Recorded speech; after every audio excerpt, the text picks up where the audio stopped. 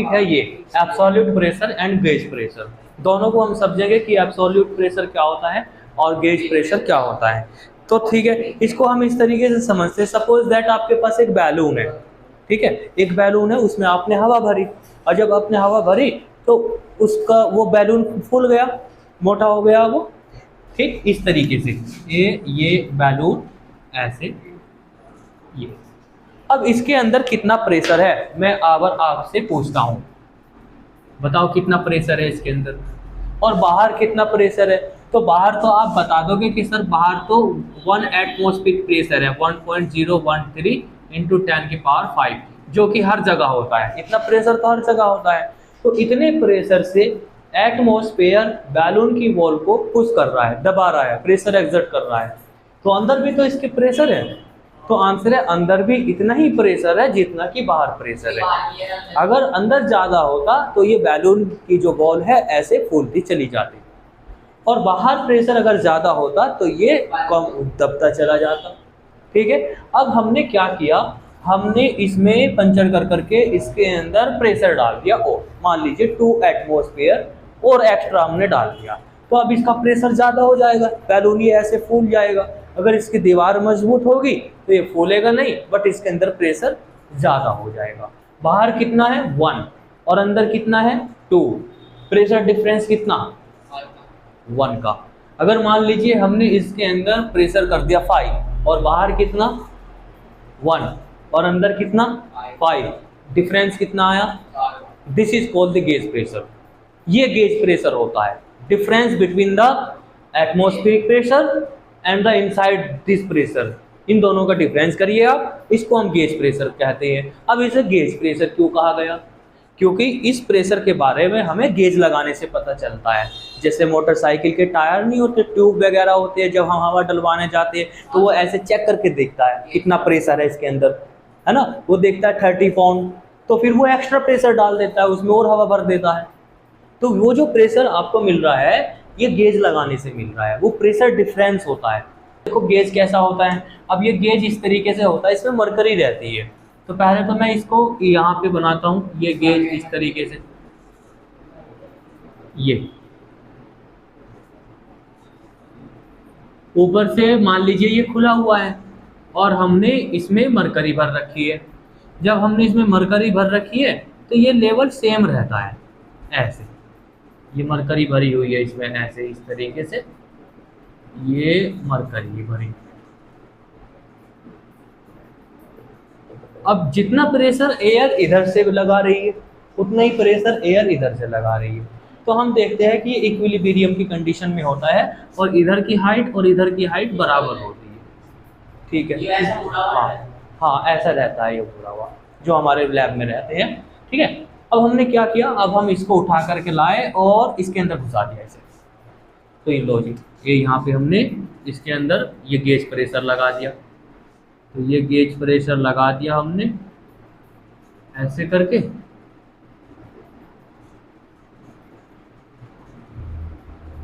अब इसके अंदर जो फ्लूइड था, मरकरी थी, उस मरकरी के बारे में अब सोचो क्या होगा। अगर अंदर प्रेशर ज़्यादा हुआ, अगर अंदर प्रेशर ज़्यादा हुआ तो ये प्रेशर जो है इस या इधर जाएगा और मरकरी को ऐसे ऊपर उठा देगा, यही होगा।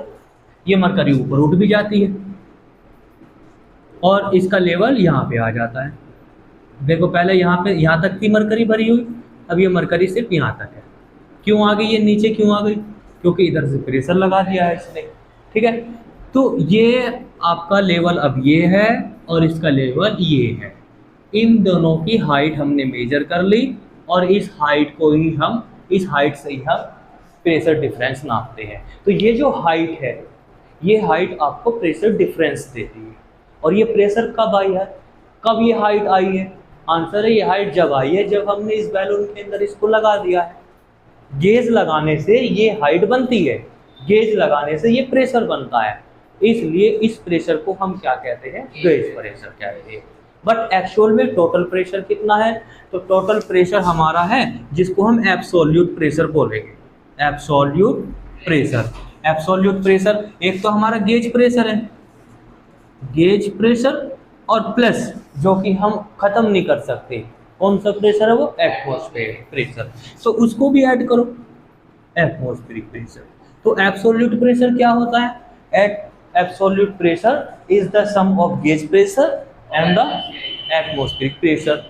And what is the gauge pressure? Gauge pressure is the difference of absolute pressure, ये इधर आ जाएगा, एंड द एटमॉस्फेरिक प्रेशर इधर आ जाएगा ना, ये तो दोनों का डिफरेंस बन जाएगा, डिफरेंस हो जाएगा। तो एक्चुअल में गेज प्रेशर क्या है? डिफरेंस, और एब्सोल्यूट टोटल प्रेशर। बस अभी से हम शब्दों में लिख लेते हैं, ये हमारा गेज प्रेशर और एब्सोल्यूट प्रेशर होता है।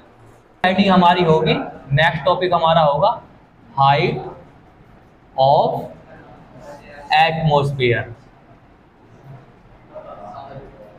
हमें हाइट फाइंड करनी है अपने एटमॉस्फेयर की, कि हमारा एटमॉस्फेयर जो है वो कहाँ तक फैला हुआ है। तो एटमॉस्फेयर वहाँ तक फैला हुआ है जहाँ पर एयर मिलती है हमें, जहाँ तक एयर फैली हुई होगी वहाँ तक हम अपना एटमॉस्फेयर कहते हैं। तो मान लीजिए ये हमारी अर्थ है, और अर्थ के चारों तरफ कौन है? एयर के पार्टिकल्स ऐसे फैले हुए हैं, ये इस तरीके से। तो हमें ये फाइंड करना है ये कितनी हाइट तक फैले हुए हैं, ठीक है,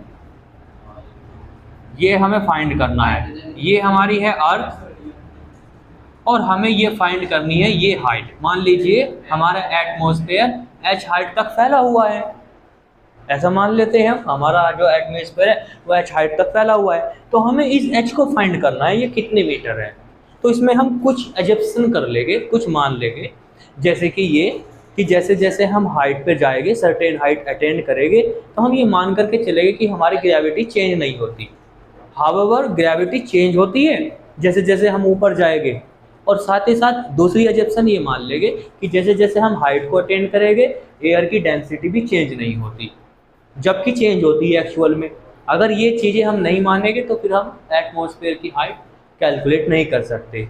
तो जो हमारी हाइट फाइंड होकर के आएगी वो एक्चुअल में एक्यूरेट तो होगी नहीं, बट अंदाज़ा तो हो जाएगा कि हाँ भाई हमारा एटमॉस्फेयर लगभग इतने मीटर तक फैला हुआ है, तो उसको हम फाइंड करते हैं। तो एक हमें क्या कर लेना है, एक कॉलम को एज्यूम कर लेना है ये, और pressure due to the a fluid column, pressure due to the fluid column आप जानते हो कितना होता है, बताओ कितना होता है? P equal to ρgh। और ये वर्क आप किसके लिए कर रहे हैं? एयर के लिए। तो किसकी डेंसिटी देखी जाएगी? एयर की। और एयर कितना प्रेशर एक्सर्ट करती है? 1 एटमॉस्फेयर। और 1 एटमॉस्फेयर पास्कल में कितना होता है? वो होता है 1.013 इंटू 10 की पावर 3 या 5। और रो कितना होता है? एयर का रो बताइए कितना होता है, देख करके बताओ कितना होता है एयर का रो? 1.3 इंटू 10 की पावर -3 ये होता है। और जी की वैल्यू हमारी कितनी रहेगी? 10 यहाँ पे पुट कर लेंगे, और एच को मुझे फाइंड करना है। क्लियर? अब यहाँ से एच की वैल्यू कितनी निकल करके आएगी? ये 1.013 इंटू 10 की पावर 5। हाँ क्या कह रहा है? 1.29। तो ठीक तो है, 1.3 लिख दिया हमने इसे। सिग्निफिकेंट फिगर टॉपिक नहीं पढ़ा, इसको अपोन में लिया है। 1.3 इंटू 10 की पावर -3 ये अपोन में आ जाएगा, और ये 10 भी अपोन में आ जाएगा इधर, तो ये हुआ 10। तो अब इसको हम कैंसिल आउट करेंगे, सोल्व करेंगे, और ये हमारी वैल्यू देखो कितनी आ जाएगी, लगभग ये 2 हो जाएगा, और 2 ऊपर जा करके ऐड हो जाएगा। 1.013 अपॉन 1.3 इंटू 10 की पावर कितनी हुई भाई? सोल्व करो इसे। ये एक पावर कम हुई, -2 बची, -2 ऊपर जा करके पॉजिटिव हो जाएगी, ये हो जाएगी 10 की पावर 7। अब हमें इसको डिवाइड करना है, तो ये डिवाइड कर लिए। डिवाइड करने के बाद लगभग हाँ, तो ये मान लीजिए पूरा इक्वल मान लो इसे, तो 10 की पावर 7 लिख सकते हैं हम, इससे कोई प्रॉब्लम नहीं होगा हमें। ये भी लिख सकते हैं हम 10 की पावर 7, ये इसे पूरा ऐसा मान लेंगे कि ये लगभग बराबर है। हैं? नहीं, जब मैं बता रहा हूँ, अब देखो हमारा एरर तो वैसे भी आ रहा है, जैसे जैसे हम हाइट को अटेंड कर रहे हैं तो जी की वैल्यू चेंज होती जाती है, एग्जैक्ट 9.8 नहीं होती, और डेंसिटी भी चेंज हो रही है, तो पॉइंटों में चेंज हो रही है। तो अगर मैं इसे पॉइंटों में चेंज कर लूँ अपने नंबर को, तो मान लीजिए इसे 1.3 लिखा हुआ है। जब आप इतनी एजप्शन कर रहे हो तो इस एजप्शन को भी मान लो, कर सकते हैं हम, कोई प्रॉब्लम नहीं है। बट यहाँ पे आपको रीजन देना होगा कि हमने ना ऐसा मान लिया कि 1.013 नियरली इक्वल टू 1.3। तो ये कैंसिल आउट कर करके ये आ गया, कितना आया ये मीटर, इसको किलोमीटर में कन्वर्ट कर दो। किलोमीटर में कन्वर्ट करने के लिए क्या करते हैं आप बताओ, डिवाइड कर देंगे 3 से, तो कितना बचेगा ये 10,000 बचेगा फिर। तो लगभग हमारा जो एटमॉस्फेयर है वो 10,000 किलोमीटर तक फैला हुआ है अकॉर्डिंग टू दिस फॉर्मूला। अब देखो कितना आ रहा है इसमें, है 10,000, तो 8 किलोमीटर ही आ रहा है इसमें, नहीं भाई गड़बड़ कहाँ हुई, कहाँ पे, कहाँ 1.3, हाँ सही कह रहा है। तो यहाँ पे मिस्टेक हो गई, एयर की जो डेंसिटी होती है वो एग्जैक्ट 1.3 होती है, यहाँ पर मैंने 10⁻³ भी लगा लिया है ना। हाँ ये हटाना पड़ेगा, ये हटा देंगे हम। तो इसको हटाने के बाद आपके पास फिर कितना आंसर बचेगा, ये कितना हो जाएगा फिर, तो 4 हो जाएगा ये। तो यहाँ पे 4 आ गया है और इसे 4 लिख लेंगे। अब बाकी वो तो तुम समझ ही गए हैं, ये 4 हो गया। तो ये कितना हुआ भाई, कितना बनेगा ये? अब कितना बनेगा, हाँ कितना बना है, अब 10⁻³ से इसे डिवाइड करना है, तो कितने बचेगा ये, लगभग 10 बचेगा। तो लगभग 10 किलोमीटर आ जाएगा। अगर आप इसे सोल्व करोगे, अगर आप इसे सोल्व करोगे तो 9 किलोमीटर आ जाएगा, 8 किलोमीटर आ जाएगा बस। तो हम से कितनी गड़बड़ हुई, 2 किलोमीटर की, और 2 किलोमीटर की गड़बड़ चलेगी, क्योंकि आप एग्जैक्ट वैल्यू कोई ना फाइंड करने बैठे यहाँ पे भाई, जैसे जैसे ऊपर जाओगे चेंज होगी वैल्यू। ये बताइए मैंने तुम्हें बात, बड़े लेवल पर आप ऐसे ऐसे नंबर को इग्नोर कर सकते हो, तो ये आप ध्यान रखना, आप इसमें ऑब्जेक्शन नहीं कर सकते। लेकिन छोटे लेवल पे काम कर रहे हैं, माइक्रोस्कोपिक लेवल पे काम कर रहे हैं, तो ऐसा नहीं कर सकते, फिर नहीं कर सकते। बड़े लेवल पे काम कर रहे हो, जैसे समुद्र में से 2 बूंद पानी निकाल लिया, कोई फर्क पड़ेगा, कुछ फर्क नहीं पड़ेगा। अगर आप चाहते हो कि हम इसे बिल्कुल एग्जैक्ट वैल्यू लेकर के आए, तो 1.3 से इसे डिवाइड कर लेना, तो अप्रोक्सीमेट ये 8 किलोमीटर के करीब आएगा। फिर भी बुक में आपको अप्रोक्सीमेट वैल्यू लिखी हुई मिलेगी, ना कि एग्जैक्ट, ठीक है। तो हमारा एटमॉस्फेयर कहाँ तक फैला हुआ है, 8 किलोमीटर तक। यहीं पे बैठे बैठे हमने कैलकुलेशन कर ली। और जीके और जीएस में ये पढ़ाया जाता है कि एटमॉस्फेयर की कितनी हाइट है, शायद 5 किलोमीटर बताई जाती है, 5, 6, 7 ऐसे बताई जाती है, क्योंकि वैरी भी तो करती है ना, ठीक है। तो इसको लिख लीजिए आप जल्दी से। चलो क्वेश्चन मैं अपनी तरफ से बना रहा हूँ और आप सोच करके देख रहा हूँ उस क्वेश्चन को। आपने बैरोमीटर को स्टडी किया है, बैरोमीटर कैसे बनाया था हमने बैरोमीटर, हाँ ये बैरोमीटर था इस तरीके से,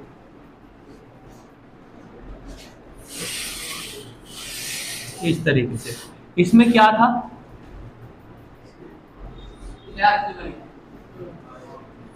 इसमें फ्लूइड था और ऊपर से हमने क्या डाली थी, इसमें एक ट्यूब डाली थी, और ये ट्यूब ऊपर से बंद थी ताकि कि ऊपर से प्रेशर ना आए, नहीं तो ऊपर से प्रेशर आएगा तो वो मरकरी को नीचे दबा देगा, फिर मेजरमेंट नहीं होगा।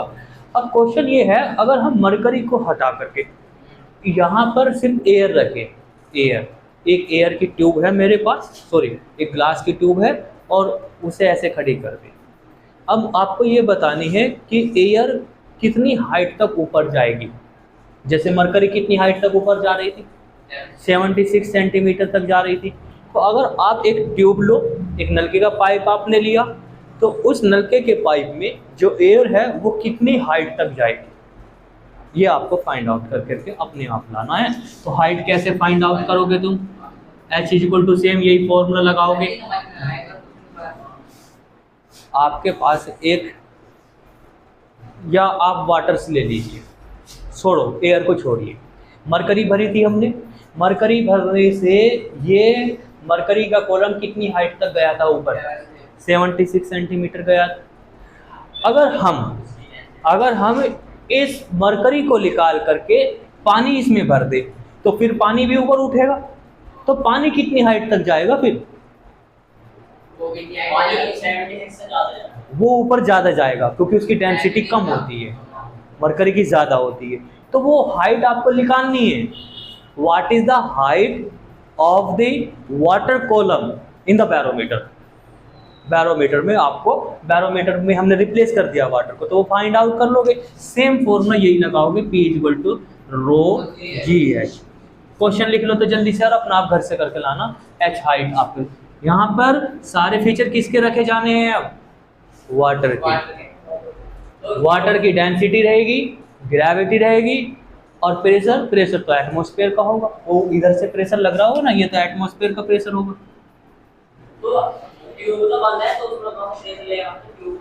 इधर से तो लगेगा ना प्रेशर, और इधर से प्रेशर लगेगा, तो ये प्रेशर आएगा और इस वाटर को ऊपर उठाएगा, ऊपर जाएगा ये। और आप देखते हो पानी ऊपर उठता है ऐसे ही, प्रेशर लगेगा तो। नहीं आई बात सुन?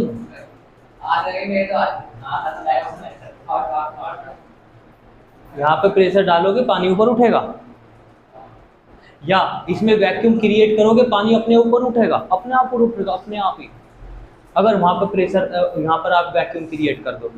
जैसे आप फ्रूटी नहीं पीते, फ्रूटी पीते हो ना, जब आपने फ्रूटी पीते हो तो उस फ्रूटी में आपने ये पाइप डाला, नहीं पी तो आज पी लिए, जाके एक्सपेरिमेंट कर लेना। ये फ्रूटी है, उसमें आपने ये पाइप डाला, ये फ्रूटी का जो जूस है, क्या ये अपने आप ऊपर चढ़ के आता है? नहीं आता ना। क्यों नहीं आया ऊपर? इसलिए नहीं आया क्योंकि जो ट्यूब था जिसमें आप पीते हैं, उस ट्यूब में एयर का प्रेशर और फ्रूटी के अंदर फ्लूइड का प्रेशर दोनों सेम है। फ्लूइड अपने आप ऊपर नहीं चढ़ रहा क्योंकि एटमॉस्फेयर उसे दबा करके रख रहा है उस जूस को। हमने क्या किया, हमने क्या किया कि वो जो पाइप था, उस पाइप में हमने वैक्यूम क्रिएट कर दिया। वैक्यूम क्रिएट करने का मतलब कि इसके अंदर जो हवा थी, जो प्रेशर बना कर रख रही थी, नीचे की तरफ दबा रही थी, उसको हमने बाहर निकाल दिया। ये बाहर निकाल दिया इसके अंदर से, ये सारा का सारा बाहर निकाल दिया। अब यहाँ तो कोई दबाने वाला रहा ही नहीं नीचे, बल्कि नीचे जिस फ्लूइड में ये पानी पड़ा हुआ है, ये ऊपर जाना चाहता था, ये फ्लूइड ऊपर जाना चाहता था, लेकिन ये नहीं जा रहा था। क्यों? क्योंकि एयर ऊपर से प्रेशर बना रही थी, दबा करके रख रही थी। अब हमने इस एयर को हटा दिया, ऐसे कोई खींच लिया ऐसे करके, तो फिर क्या होगा? यहाँ पे वैक्यूम क्रिएट हो जाएगा, और जब वैक्यूम क्रिएट हो जाएगा, ये अपने आप ऑटोमेटिक ऊपर उठेगा, वो जूस तुम्हारे मुंह में आकर के गिरेगा, फिर तुम उसे पी जाओगे। ऐसे होता है। तो ये क्वेश्चन कर लेना आप। और जब खाना है तो अगर रोटी गिर जाए तुम पता ना क्या क्या करोगे उसके साथ।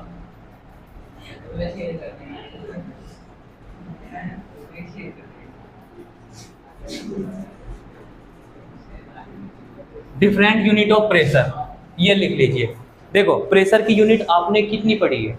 सबसे पहले हमने प्रेशर की यूनिट पढ़ी थी पास्कल, तो एक तो वो याद रखनी है आपको, पास्कल। ठीक, दूसरी कौन सी पढ़ी है? फिर न्यूटन पर मीटर स्क्वायर। और तीसरी कौन सी पढ़ी है? बोलो। एक और पढ़ी ना आपने, हाइट ऑफ मरकरी कॉलम, ये पढ़ी? अभी नहीं पढ़ी थी जब बैरोमीटर पढ़ाया था ये। और कितना होता है ये? 76 सेंटीमीटर किसके इक्वल होता है? 1 पास्कल के इक्वल होता है ना। 1 पास्कल बोले तो 1.013 इंटू 10 की पावर 3 न्यूटन पर मीटर स्क्वायर। क्लियर?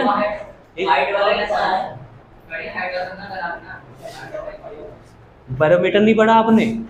बैरोमीटर में मरकरी कितनी हाइट तक जाती है? 76 सेंटीमीटर। और ये जो 76 सेंटीमीटर है, इसको हम 1 एटमॉस्फेयर कहते हैं।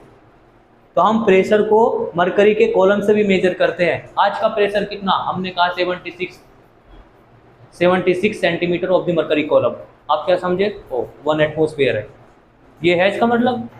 तो ये यूनिट बन गई अब प्रेशर की, height of the mercury column. ध्यान रखना इसे।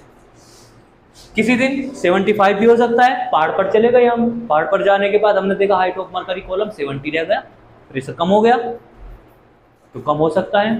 तो height of the mercury column is the unit of pressure. ठीक है। एक यूनिट और है बार।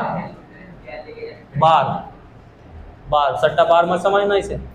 जो आपने बैरोमीटर पढ़ा है उसमें स्टार्टिंग में क्या वर्ड आ रहा, बैरोमीटर। बैरोमीटर यानी कि बैर को नापने वाला मीटर, बैरोमीटर। तो ये भी यूनिट है प्रेशर का, हाँ बैरोमीटर। और भी यूनिट है इसके, ठीक है। एक होती है बच्चे टॉर, टॉर ये टॉर भी प्रेशर की यूनिट होती है। और टॉर कितने इक्वल होता है ये, इसको नोट कर लो, ये डिफरेंट।